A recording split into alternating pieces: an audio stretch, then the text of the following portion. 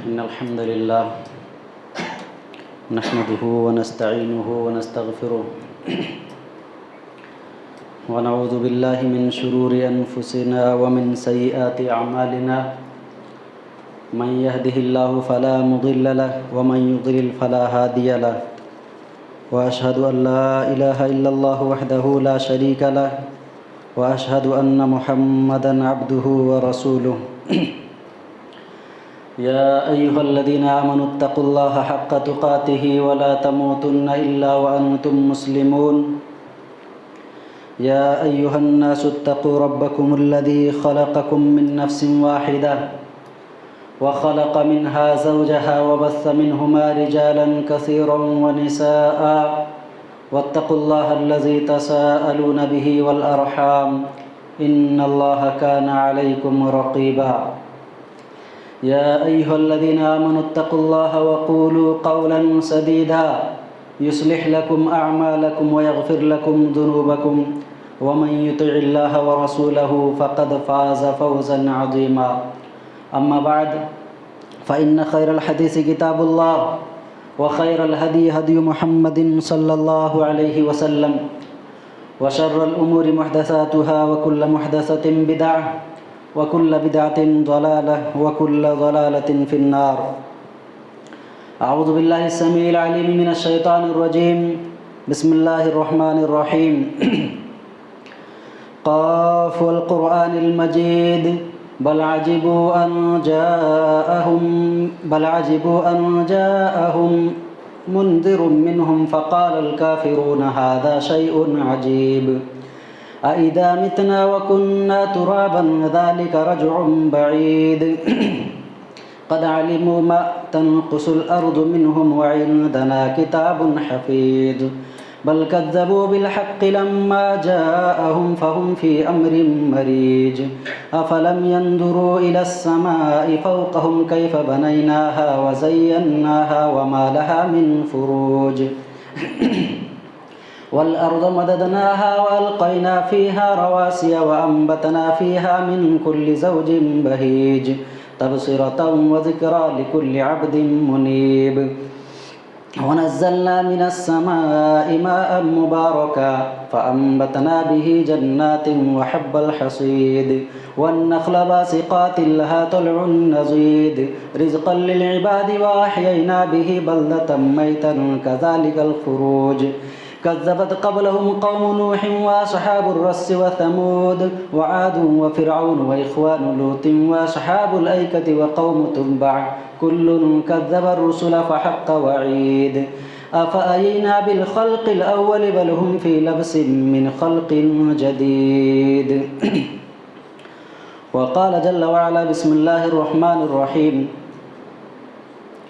قل إن كنتم تحبون الله فاتبعوني يحببكم الله ويغفر لكم ذنوبكم والله غفور رحيم وقال تعالى اليوم أكملت لكم دينكم وأتممت عليكم نعمتي ورضيت لكم الإسلام دينا سبحانك لا علم لنا إلا ما علمتنا إنك أنت العليم الحكيم رب اشرح لي صدري ويسر لي أمري واحلل عقدة من لساني يفقه قولي رب زدني علما اللهم رب زدني علما وارزقني فهما آمین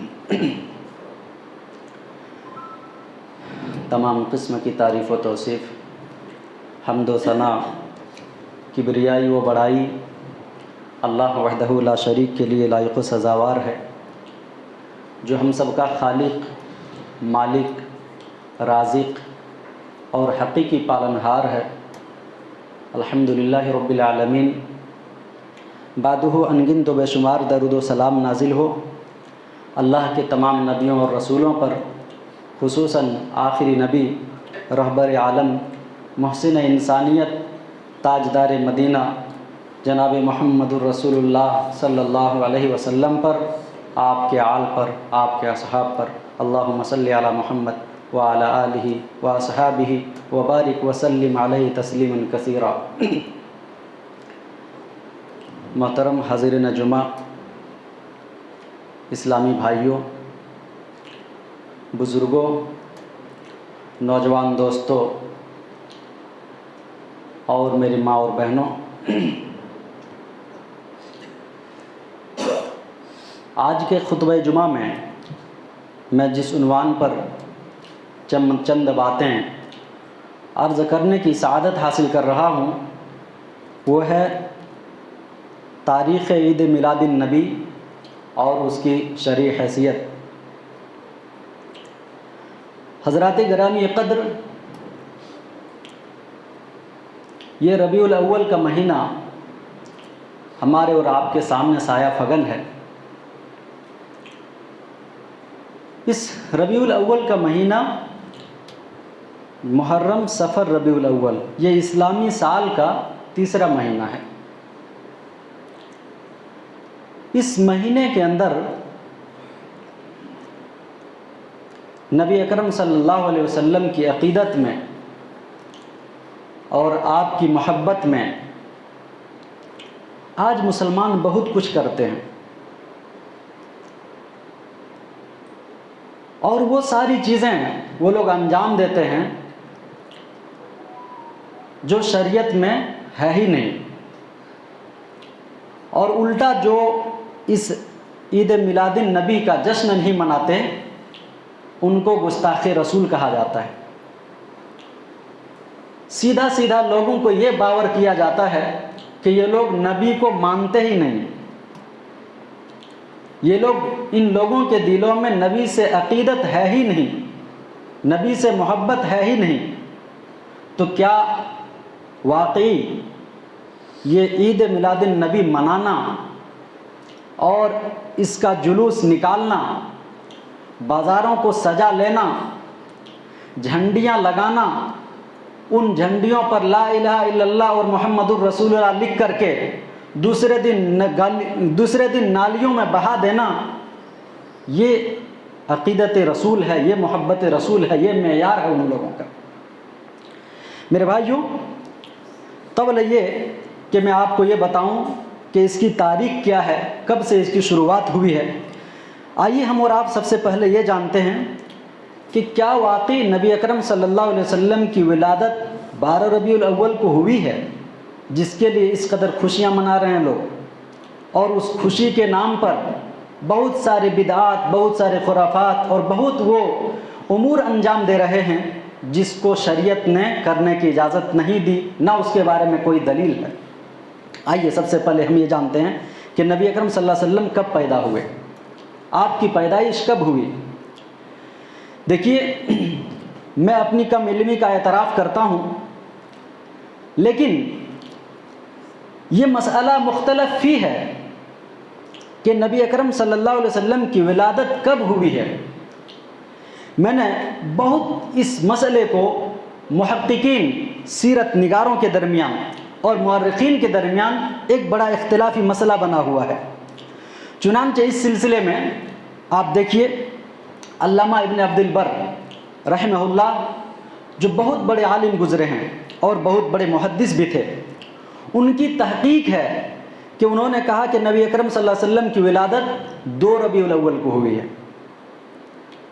علامہ ابن حزم ظاہری رحمہ اللہ، جو بہت بڑے فقیہ بھی تھے اور بیک وقت بہت بڑے محدث بھی تھے، وہ ان کی تحقیق ہے کہ نبی اکرم صلی اللہ علیہ وسلم 8 ربیع الاول کو پیدا ہوئے، اور اسی تحقیق کو چونکہ ولادت کی سندوں پر جنہوں نے بنظر غائر ڈیپلی مطالعہ کیا ہے، علامہ البانی رحمۃ اللہ علیہ جب کسی تحقیق کو کہہ دیتے ہیں تو اس پر کسی دوسرے کی مجال نہیں ہوتی ہے کہ پہلے انگلی اٹھائیں، الا یہ کہ وہ تحقیق کر لے۔ علامہ البانی رحمۃ اللہ علیہ کی تحقیق بھی یہی ہے کہ نبی اکرم صلی اللہ علیہ وسلم کی ولادت 8 ربیع الاول کو ہوئی۔ آئیے آگے دیکھتے ہیں۔ امام ابو جعفر الباقر رحمہ اللہ، جو حضرت حسین کے پوتے ہیں، یہ کہتے ہیں کہ نبی اکرم صلی اللہ علیہ وسلم کی ولادت 10 ربیع الاول کو ہوئی ہے۔ علامہ ابن اسحاق، جو سیرت نگار کے بہت بڑے امام مانے جاتے ہیں، ان کا کہنا ہے کہ نبی اکرم صلی اللہ علیہ وسلم کی ولادت 12 ربیع الاول کو ہوئی ہے، اور شیخ عبد القادر جیلانی، پیران پیر شیخ عبد القادر جیلانی بنیت الطالبین میں لکھتے ہیں کہ نبی اکرم صلی اللہ علیہ وسلم کی ولادت 10 محرم کو ہوئی ہے۔ یہ ساری باتیں میں اس لیے بتا رہا ہوں کہ تاکہ آپ لوگوں کو پتہ چلے کہ جس دن کا جشن منایا جا رہا ہے، جس دن کو نبی اکرم صلی اللہ علیہ وسلم کی ولادت کا دن قرار دیا جا رہا ہے، در حقیقت وہ کوئی حتمی دن نہیں ہے، وہ کوئی متحقق نہیں ہے کہ وہی واقعی نبی اکرم صلی اللہ علیہ وسلم کی پیدائش کا دن ہے، بلکہ اس میں بہت اختلاف ہے۔ صحیح کیا ہے؟ اس سلسلے میں صحیح یہ چیز ہے کہ جن کو محققین علماء نے، محققین مورخین نے جس بات کو لکھا ہے وہ یہ کہ نبی اکرم صلی اللہ علیہ وسلم کی ولادت سوموار کے دن صبح کے وقت میں 9 ربیع الاول کو ہوئی ہے۔ نبی اکرم صلی اللہ علیہ وسلم کی ولادت کب ہوئی ہے؟ سوموار کے دن 9 ربیع الاول کو، یعنی 22 اپریل 571 عیسوی میں نبی اکرم صلی اللہ علیہ وسلم کی ولادت ہوتی ہے آمنہ کے گھر میں۔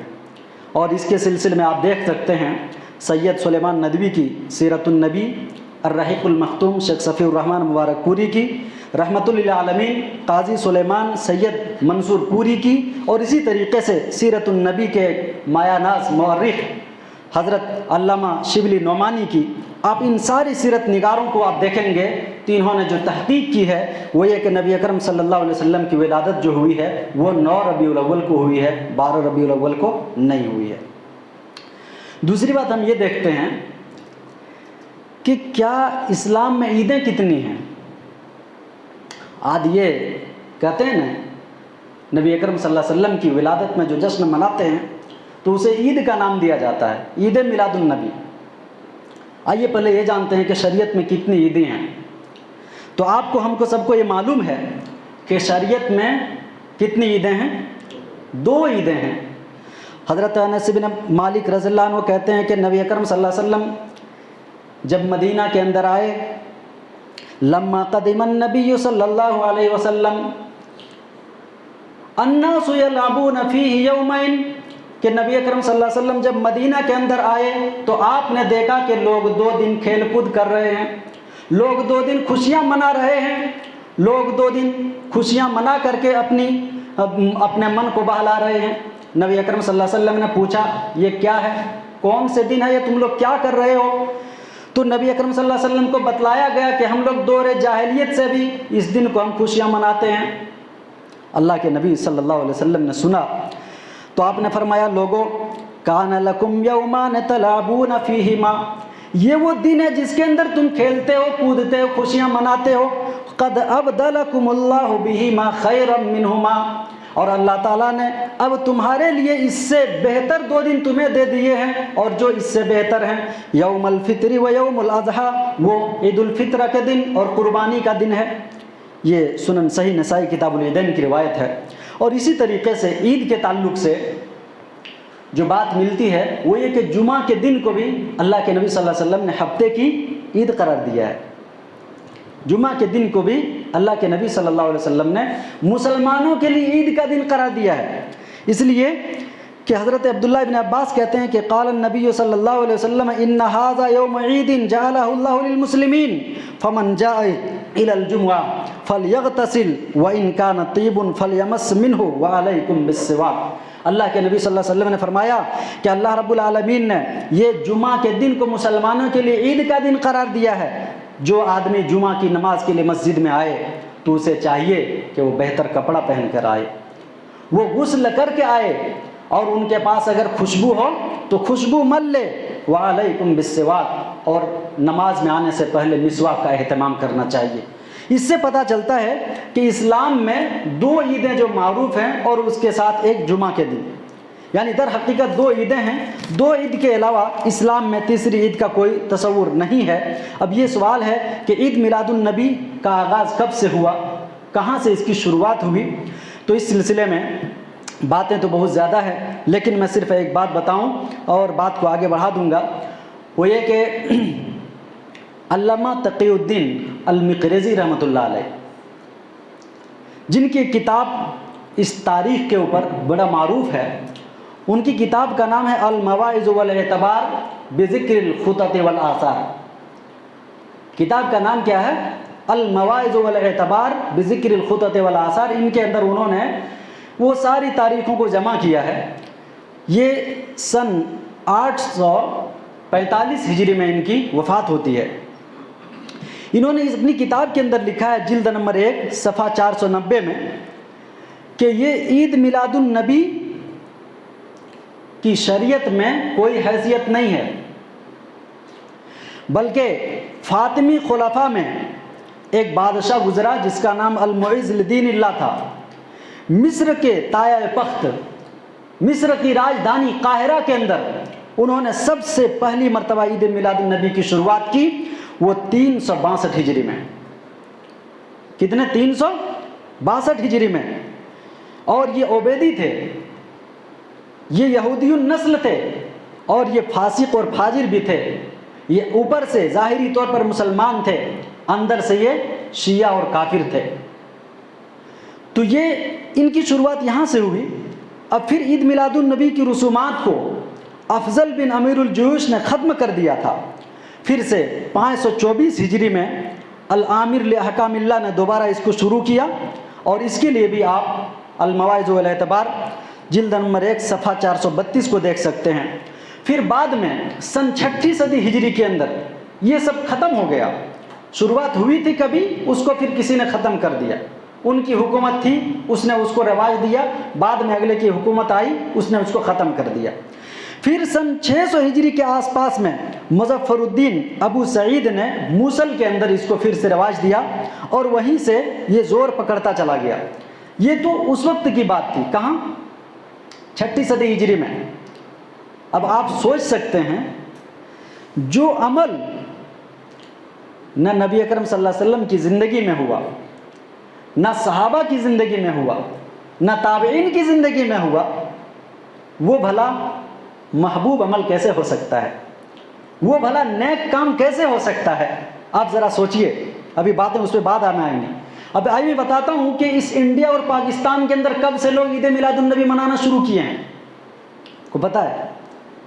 انڈیا اور پاکستان کے اندر سب سے پہلے، اس وقت یاد کیجئے جب کہ یہاں سب ایک ہی میں تھے، تو سب سے پہلے عید میلاد النبی جو پاکستان کے اندر منایا گیا وہ یہ کہ پاکستان کے اندر 5 جولائی سن 1935 5 جولائی سن 1935 مطابق 12 ربیع الاول 1352 ہجری کو پہلی بار پاکستان کے شہر یہ لاہور کے اندر منایا گیا، اور اس کے لیے آپ نسیم حجازی کا پرچہ کوہستان 5 جولائی 1964 کا شمارہ اٹھا کر دیکھ سکتے ہیں۔ انہوں نے بڑی تفصیل سے لکھی ہے۔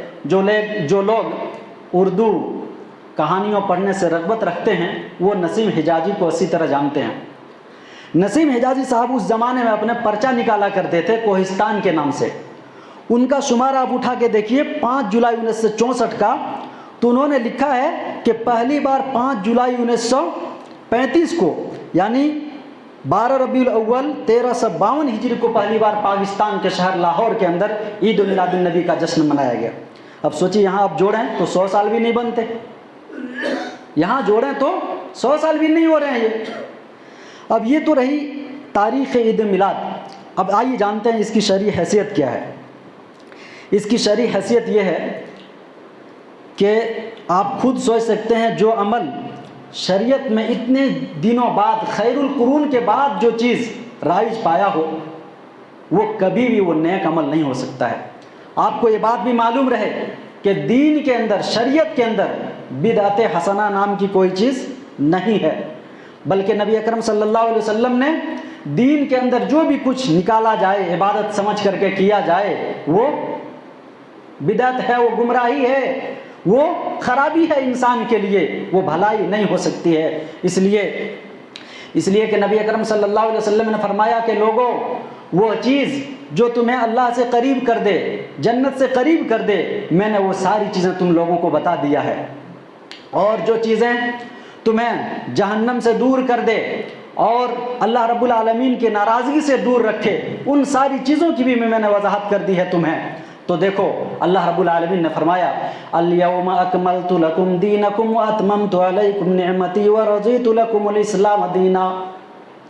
اللہ رب العالمین نے فرمایا کہ لوگوں میں نے آج تمہارے لیے تمہارے دین کو مکمل کر دیا ہے، الیوم اکملت لکم دینکم واتممت علیکم نعمتی، اور اپنی نعمت کو میں نے تمہارے اوپر تمام کر دیا ہے، ورضیت لکم الاسلام دینا، اور اے لوگوں سنو میں تمہارے لیے دین اسلام کو پسند کر لیا ہوں، میں دین اسلام کو پسند کیا ہوں۔ اب بھلا بتائیے جس دین کو نبی اکرم صلی اللہ علیہ وسلم کے اوپر مکمل کر دیا گیا ہو، اب اس دین کے اندر نہ کمی کی جا سکتی ہے نہ بیشی ہو سکتی ہے، اور کئی سالوں کے بعد یعنی تقریباً 400 سال بعد جس عمل کو رواج دیا جائے اور اسے لوگ دین سمجھنے لگیں اور اسی کو نیک عمل سمجھنے لگیں، تو ذرا بتائیے بدعت نہیں تو اور کیا ہے؟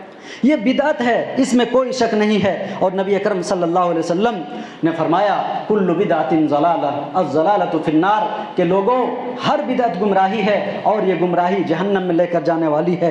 اور بدعتوں کے تعلق سے نبی اکرم صلی اللہ علیہ وسلم نے فرمایا من احدث فی امرنا ھذا ما لیس منہ فہو رد، جس نے دین کے اندر ایسے کسی عمل کو انجام دیا جس کے بارے میں میرا کوئی حکم نہ ہو تو وہ مردود ہے، وہ مردود ہے، وہ قابل قبول نہیں ہے۔ اور اسی واسطے بھائیو اسی طریقے ہماری اور آپ کی زندگی کٹتی رہے گی، ہم اسی طرح دنیا میں زندگی گزارتے رہیں گے۔ جو چیز اللہ نے نہ حکم دیا ہو، نہ نبی اکرم صلی اللہ علیہ وسلم نے کیا ہو، نہ صحابہ کرام نے کیا ہو، آپ ذرا سوچئے نبی اکرم صلی اللہ علیہ وسلم کی زندگی میں یہ دن کتنا مرتبہ آیا؟ 63 مرتبہ۔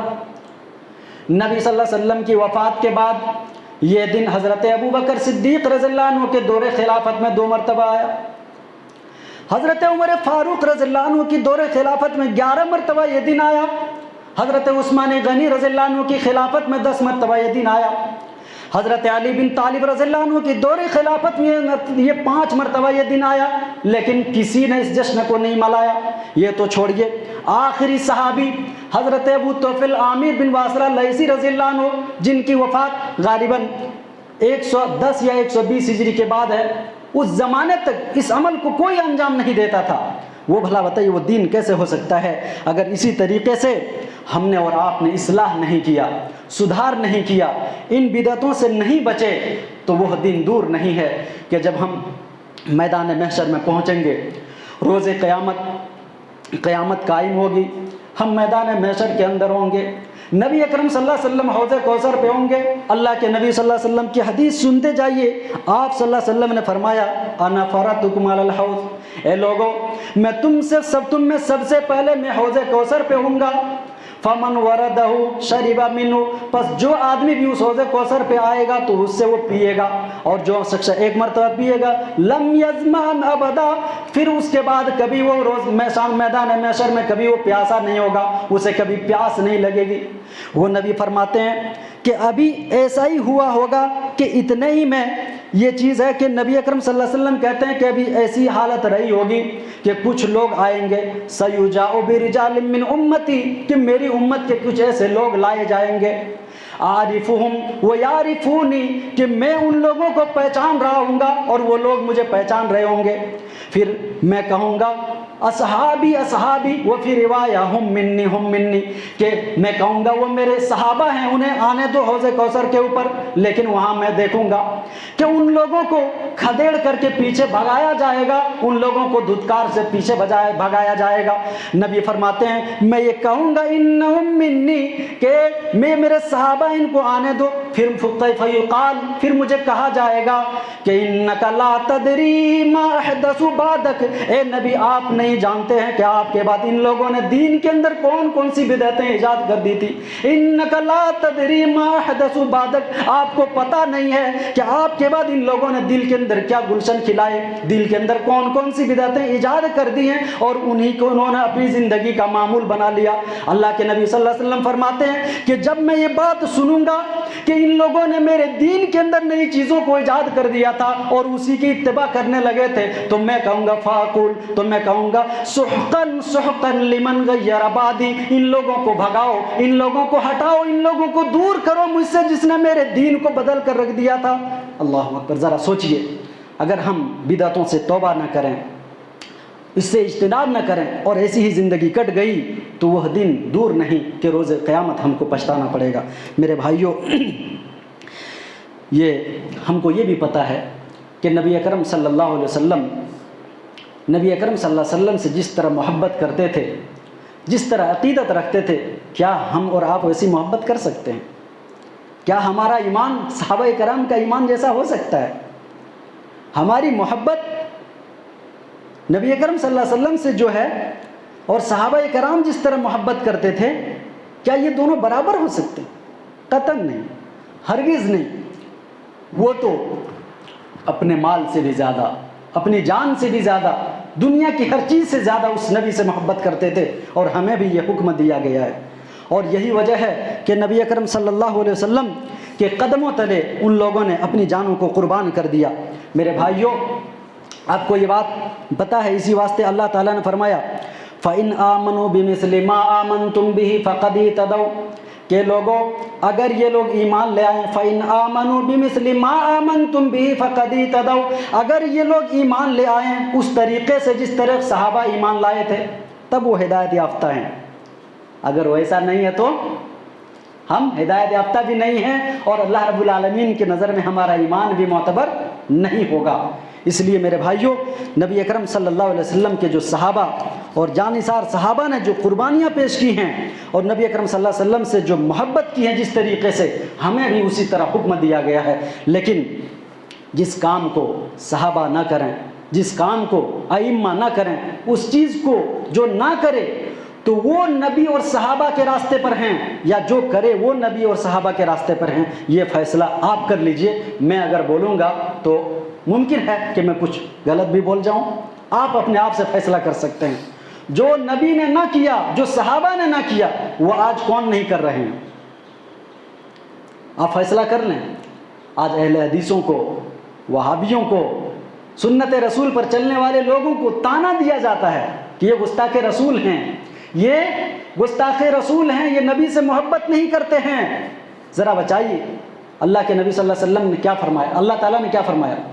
قُلْ إِن كُنتُمْ تُحِبُّونَ اللَّهَ فَاتَّبِعُونِي يُحْبِبْكُمُ اللَّهُ وَيَغْفِرْ لَكُمْ ذُنُوبَكُمْ، کہ نبی آپ کہہ دیجئے کہ اگر تم اللہ سے محبت کرنے کا دعویٰ کرتے ہو، فَاتَّبِعُونِي، تو میری اتباع کرو، میری اتباع کرو۔ یحببکم اللہ، اللہ رب العالمین تم سے محبت کرے گا اور تمہارے گناہوں کو معاف کر دے گا۔ تو نبی اکرم صلی اللہ علیہ وسلم کی اتباع ہی اصل اسلام ہے، اور نبی اکرم صلی اللہ علیہ وسلم کے صحابہ کے نقش قدم پر چلنا ہی اصل ایمان کی علامت ہے۔ میرے بھائیوں، آخری بات اور پانچویں بات جو مجھے بتانا ہے وہ یہ کہ آج نبی اکرم صلی اللہ علیہ وسلم کی ولادت کے بارے میں تو میں نے بالتفصیل بتایا۔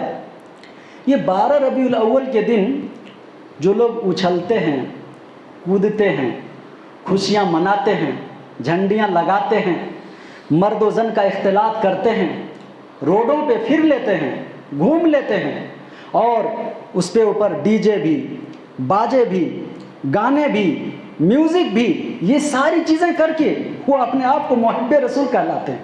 ذرا تصور کیجئے، ذرا تصور کیجئے، نبی اکرم صلی اللہ علیہ وسلم کے کان میں بانسری کی آواز چلی جائے تو آپ اپنے کانوں کو بند کر لیتے ہیں، اور اس پر بھی ان کا عقیدہ یہ ہے کہ ہماری ان مجلسوں اور محفلوں میں وہ نبی کی تشریف آوری بھی ہوتی ہے۔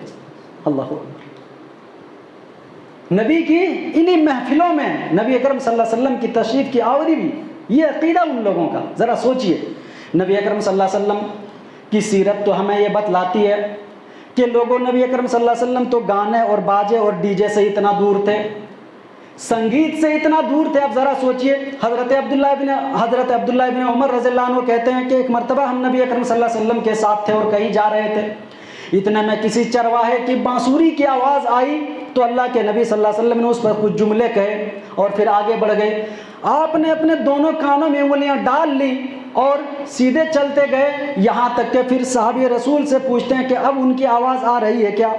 کہا گیا نہیں آتی ہے۔ پھر آپ نے اپنے دونوں ہاتھوں کے انگلیوں کو کان سے ہٹا لیا۔ اللہ اکبر، یہ نبی اکرم صلی اللہ علیہ وسلم کی سیرت ہمیں بتلاتی ہے، اور یہاں گانے سن کر کے، ڈی جے اور باجے بجا کر کے لوگ یہ سمجھتے ہیں کہ ہم محبت رسول کو ادا کر رہے ہیں، ہم محبت رسول کو ادا کر رہے ہیں، یہ حق ہے ہمارے اوپر، ہمیں یہ چیز کرنا چاہیے۔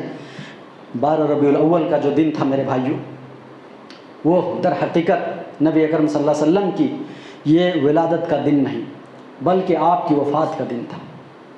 یہ کیا تھا؟ نبی اکرم صلی اللہ علیہ وسلم کی وفات کا دن تھا۔ یہ آپ کے اوپر اسی دن موت آئی۔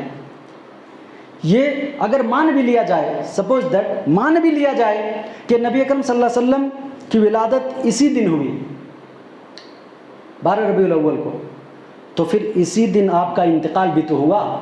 نبی کی ولادت میں اختلاف تو ہے، لیکن نبی کی وفات میں کسی کا اختلاف نہیں ہے۔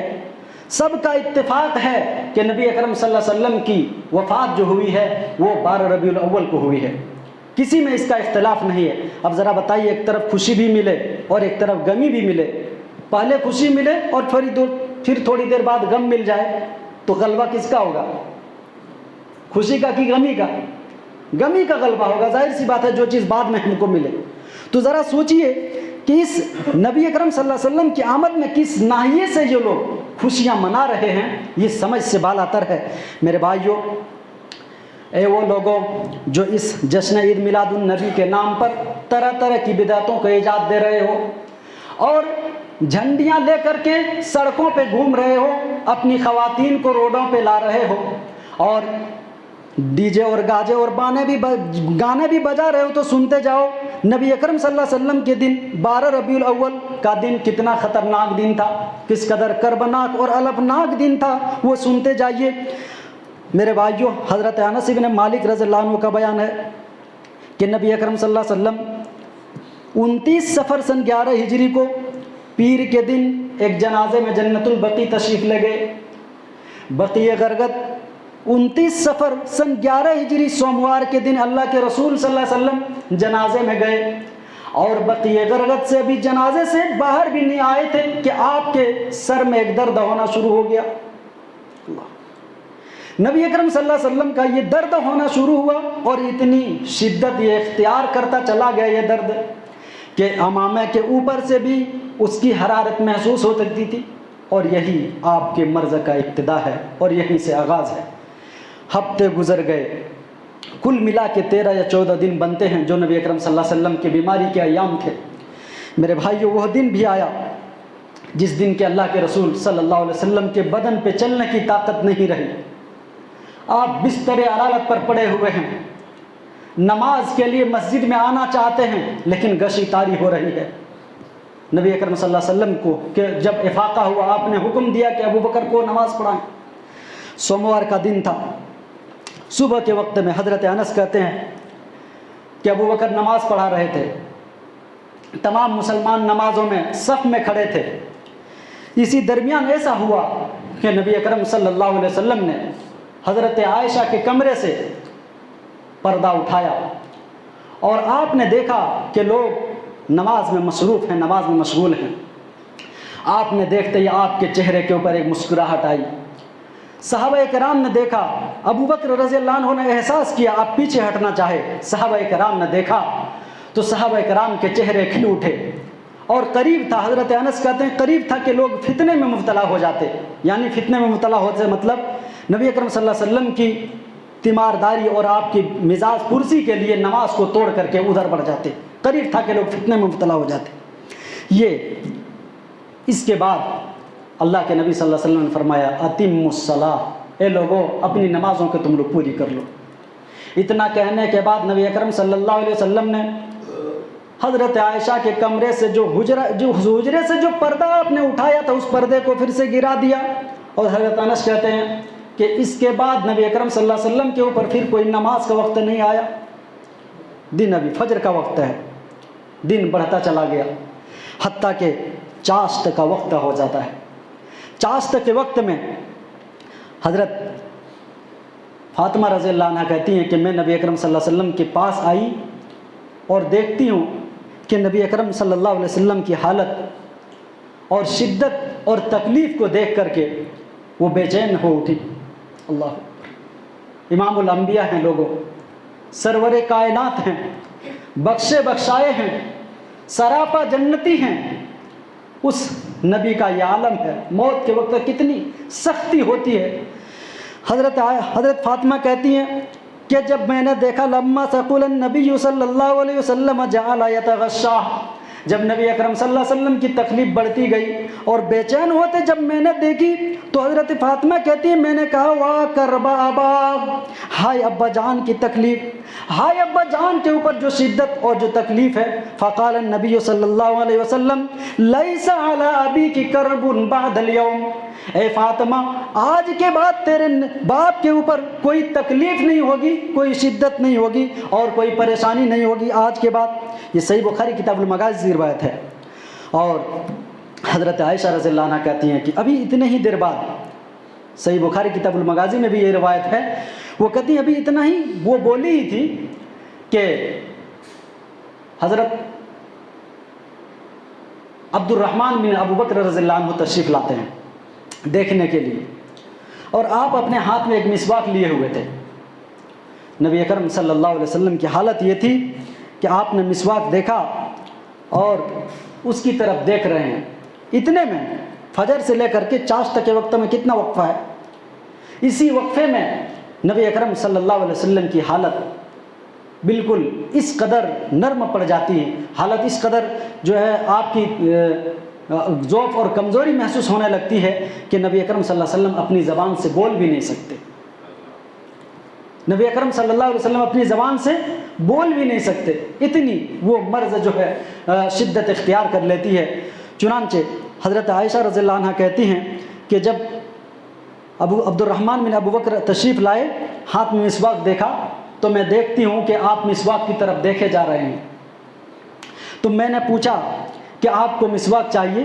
فاشار برأسہ، تو نبی اکرم صلی اللہ علیہ وسلم نے فاشار برأسہ النعم، اللہ کے نبی نے فرمایا اپنے سر کے اشارے سے ہاں مجھے مسواک دے دو۔ حضرت عائشہ کہتی کہ چونکہ مجھے پتا تھا کہ اللہ کے نبی کو مسواک بہت پسند ہے، اسی واسطے تو نبی نے فرمایا تھا لولا نشق علی امتی لامرتهم بالسواک، اگر میری امت کے اوپر مجھے شاق اور مصیبت میں ڈالنا مقصود نہ ہوتا تو میں ہر نماز کے وقت مسواک کرنے کا حکم دیتا۔ میرے بھائیوں، وہ نبی کی حالت یہ ہو گئی ہے کہ حضرت عائشہ کہتی ہے کہ میں نے مسواک لیا اور نبی اکرم صلی اللہ علیہ وسلم کو تھما دیا، اب وہ لینے کے بعد وہ دندان مبارک میں مسواک رکھتے ہیں، فاشتد علیہ، اللہ اکبر، لیکن اللہ کے نبی اس قدر کمزور ہو چکے ہیں، دانتوں میں اتنی سکت نہیں ہے، اتنی طاقت نہیں ہے کہ مسواک کو کچل سکیں۔ حضرت عائشہ کہتی ہے کہ اللہ کے رسول کیا میں نرم کر دوں؟ حضرت اللہ کے نبی سر کے اشارے سے پھر کہتے ہیں فاشار برأسہ النعم، پھر سر کے اشارے سے کہتے ہیں کہ ہاں میرے لیے نرم کر دو۔ چنانچہ حضرت عائشہ کہتی ہیں میں نے اس مسواک کو نرم کیا اور پھر آپ نے اچھی طرح سے اس مسواک کو کیا، وہیں سامنے برتن میں پانی بھی رکھا ہوا تھا۔ حضرت عائشہ کہتی ہیں کہ پھر آپ نے پانی سے اچھی طرح منہ کو دھویا اور منہ دھونے کے بعد آپ فرمانے لگے لا الہ الا اللہ ان للموت سکرات، آپ فرمانے لگے اللہ کے سوا کوئی معبود نہیں ہے، یقیناً موت کے لیے بڑی سختیاں ہیں۔ اتنا کہنا ہی تھا۔ اتنا کہنے کے بعد ابھی کچھ ہی لمحہ گزرے تھے کہ اللہ کے نبی صلی اللہ علیہ وسلم نے اپنے ہاتھوں کو آسمان کی طرف اٹھا دیا اور آسمان کی جانب اٹھاتے ہوئے بار بار کہنے لگے اللہم بالرفیق الاعلی، اللہم بالرفیق الاعلی، اللہم بالرفیق الاعلی، اے اللہ مجھے رفیق اعلیٰ میں ملا دے، اے اللہ نبیوں اور صدیقوں اور شہداء کے ساتھ تو مجھے ملا دے۔ اللہ کے نبی صلی اللہ علیہ وسلم کی یہی حالت تھی لوگوں کہ 12 ربیع الاول کے دن کا واقعہ بتا رہا ہوں جس کو صحیح بخاری کے اندر بیان کیا گیا۔ ابھی وہ اتنا کہہ ہی رہے تھے کہ اتنا کہتے کہتے نبی اکرم صلی اللہ علیہ وسلم کے ہاتھ نیچے ہو جاتے ہیں اور آپ کی روح پرواز کر جاتی ہے۔ اللہ اکبر، یہ 12 ربیع الاول کا دن ہے لوگوں، نبی اکرم صلی اللہ علیہ وسلم کی یہ وفات کا دن ہے۔ اس دن جب یہ واقعہ پیش آیا تو حضرت فاطمہ کی حالت یہ تھی، حضرت فاطمہ کہتی ان کا بیان ہے، خود اپنا درد وہ بیان کرتی ہے کہ جب نبی اکرم صلی اللہ علیہ وسلم کے اوپر یہ حادثہ بے کرام پیش آیا تو مدینے کے تمام صحابہ بے چین ہو اٹھے۔ حضرت انس کہتے ہیں کہ پورا مدینہ تاریک ہو گیا، غم و الم سے صحابہ چور تھے۔ حضرت فاطمہ کہتی ہیں عقیدت میں اور محبت میں وہ کہنے لگی، وہ صبر نہ کر سکی، وہ کہتی یا ابتا عجاب ربن دا، ہائے ابا جان کہ رب نے تجھے پکار لیا اور تو نے رب کی اطاعت کر لی، رب کی دعوت پر تو نے لبیک کہا۔ یا ابتا من جنت الفردوس ماوا، اے ابا جان جس کا ٹھکانہ جنت الفردوس ہے۔ یا ابتا الی جبریل نانا، اے جبریل، اے ابا جان ہم آپ کی موت کی خبر جبریل امین کو دے رہے، یہ 12 ربیع الاول کا دن تھا جس دن صحابہ کرام سے رکا نہیں جا رہا تھا. صحابہ کرام کی آنکھیں اشکبار تھیں. نبی اکرم صلی اللہ علیہ وسلم کے گھرانے کے لوگ غم و الم سے چور تھے. حضرت انس بن مالک رضی اللہ عنہ راوی ہیں, وہ کہتے ہیں کہ جب یہ واقعہ پیش آیا, حضرت عمر بن خطاب رضی اللہ عنہ وہ کھڑے ہو جاتے ہیں اور کہتے ہیں کہ آج کی میں نہیں مانتا. وہ آپ ہوش کھو دیتے ہیں, کہتے ہیں میں نہیں مانتا کہ میرے نبی کی وفات ہوئی ہے, میں انکار کرتا ہوں. چنانچہ کچھ ہی دیر میں حضرت ابوبکر صدیق رضی اللہ عنہ اپنے گھر سے آئے اور آپ نے رخ انور سے پردہ اٹھایا, آپ کو بوسہ دیا, اور بوسہ دینے کے بعد آپ کو جب یقین ہو گیا کہ نبی اکرم صلی اللہ علیہ وسلم اب ہمارے بیچ نہیں رہے, پھر سے آپ کے رخ انور کو ڈھانک دیا گیا, اور ڈھانکنے کے بعد نبی اکرم صلی اللہ علیہ وسلم کے حجرے سے باہر نکلے. باہر نکلنے کے بعد آپ نے حضرت عمر سے کہا عمر اجلس, عمر بیٹھ جائیے, عمر بیٹھ جائیے. عمر نے کہا لا اجلس, عمر کہتے ہیں میں نہیں بیٹھتا. وہ حضرت ابوبکر کہتے ہیں اجلس, بیٹھ جائیے, وہ کہتے ہیں میں نہیں بیٹھتا, اور جو کہے گا کہ محمد صلی اللہ علیہ وسلم کا انتقال ہوا ہے اس کے لیے میری تلوار ہے. چنانچہ اتنا کہنا تھا کہ حضرت ابوبکر صدیق رضی اللہ عنہ نے نبی اکرم صلی اللہ علیہ وسلم کا منبر تھام لیا اور آپ نے ایک خطبہ ارشاد فرمایا, کہا یا ایھا الناس من کان یعبد محمدا فإن محمدا قد مات, من کان یعبد محمدا فإن محمدا قد مات. اے لوگو, تم میں سے جو آدمی محمد الرسول اللہ صلی اللہ علیہ وسلم کی عبادت کرتا تھا, ان کی پوجا کرتا تھا, سنتے جاؤ کہ محمد الرسول اللہ اب دنیا میں نہیں رہے, وہ دنیا سے چلے گئے. اور جو آدمی اللہ کی عبادت کرتا تھا تو سنتے جاؤ وہ اللہ ہمیشہ سے ہے, ہمیشہ رہے گا. اور اس کے بعد یہ آیتیں تلاوت کی, وما محمد الا رسول قد خلت من قبله الرسل افإن مات او قتل انقلبتم على اعقابكم ومن ينقلب على عقبيه فلن يضر الله شيئا. اللہ کے نبی صلی اللہ علیہ وسلم, حضرت عمر نے جب یہ آیت سنی اور صحابہ کرام نے جب یہ آیت سنی تو سب کی زبان سے یہی آیتیں نکلنے لگی, ما کان وما محمد الا رسول, محمد تو نہیں ہے صرف اللہ کی طرف سے ایک رسول, قد خلت من قبله الرسل, اس سے پہلے بھی بہت رسول آئے اور دنیا سے چلے گئے. اگر کیا یہ رسول مر جائیں, اس رسول کی وفات ہو جائے تو ممن ينقلب, کیا تم ایڑیوں کے بل برگشتہ ہو جاؤ گے, کیا تم دین اسلام سے پھر جاؤ گے, کیا تم دین اسلام کو چھوڑ دو گے؟ سن لو, جو آدمی دین کو چھوڑے گا وہ اپنا ہی نقصان کرے گا. فلن يضر الله شيئا, اللہ کا کچھ وہ بگاڑ نہیں سکے گا. میرے بھائیوں, یہ 12 ربیع الاول کا دن تھا.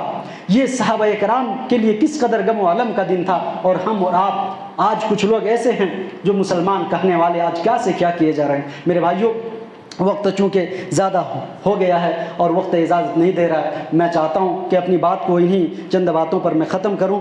اللہ رب العالمین سے دعا کرتا ہوں کہ پروردگار عالم تو ہم تمام لوگوں کو شریعت صحیح سمجھنے کی توفیق عطا فرما. اے اللہ, ہم سب کو کتاب و سنت کے مطابق زندگی گزارنے کی توفیق عطا فرما. اے اللہ, ہماری کمیوں اور کوتاہیوں کو معاف فرما. اے اللہ, جو ہمارے رشتہ دار اس دنیا میں نہیں ہیں, اللہ ان کی کمیوں اور کوتاہیوں کو معاف فرما. اے اللہ, ہم سب کو ایک اور نیک بنا. اے اللہ, ہمیں علم و عمل کی توفیق نصیب فرما. آمین. وآخر دعوانا ان الحمد للہ رب العالمین. واقول قولی ھذا استغفر اللہ لی ولکم ولسائر المسلمین فاستغفروہ انہ ھو الغفور الرحیم.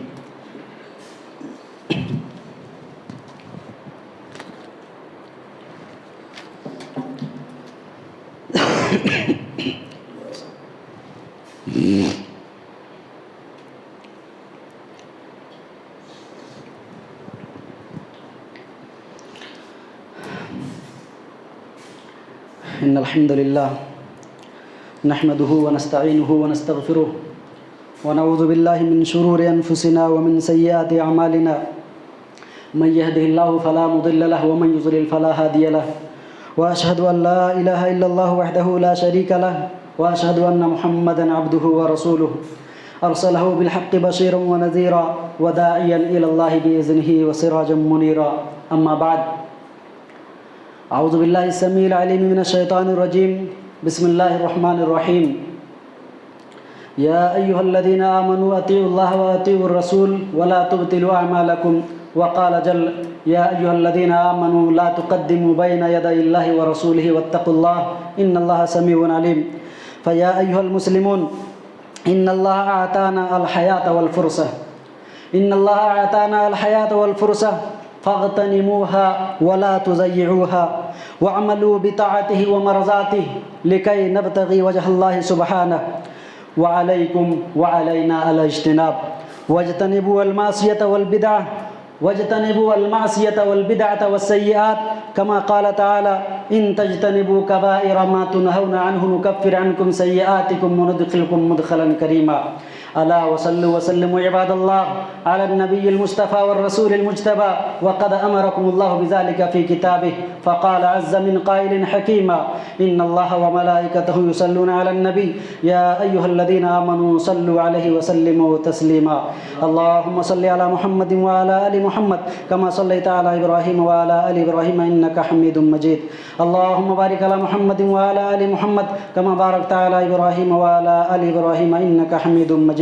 اللهم ارض عن الخلفاء الراشدين أبي بكر وعمر وعثمان وعلي وعن سائر الصحب الكرام ومن تبعهم بإحسان إلى يوم الدين. اللهم ربنا آتنا في الدنيا حسنة وفي الآخرة حسنة وقنا عذاب النار.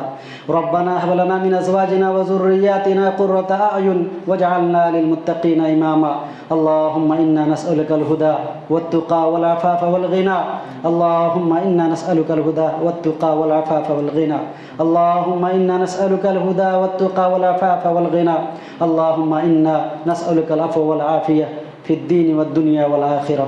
اللهم إنا نسألك العفو والعافية في الدين والدنيا والآخرة. عباد الله رحمني ورحمكم الله، إن الله يأمر بالعدل والإحسان وإيتاء ذي القربى وينهى عن الفحشاء والمنكر والبغي يعظكم لعلكم تذكرون.